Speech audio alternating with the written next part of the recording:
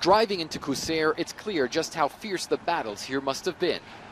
The local church badly damaged, just like the historic mosque and Qusair's main landmark, the iconic clock tower. Almost all residents fled during the fighting. Only a few are now coming back.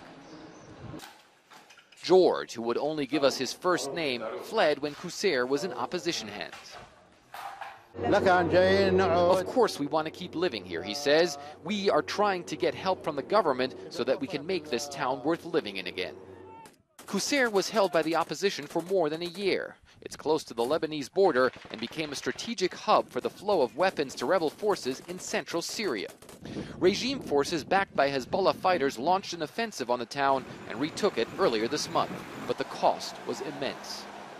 It's really hard to see how anyone could claim victory here in Qusair. Look at these houses. Look how badly damaged they've been due to the fighting. There's sort of a rough cleanup operation going on in town, but it seems to us as though many of the structures here in Qusair have been damaged beyond repair.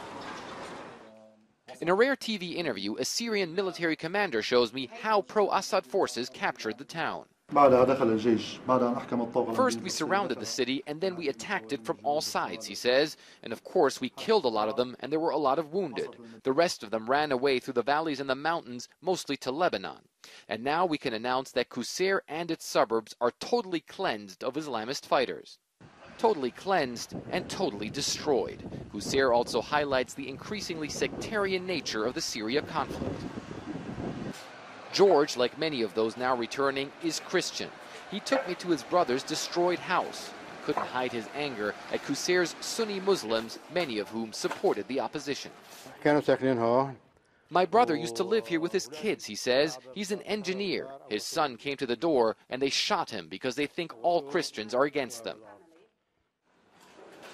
George says he's willing to forgive, but after so much bloodshed, it seems hard to imagine that Qusair will ever return to what it used to be.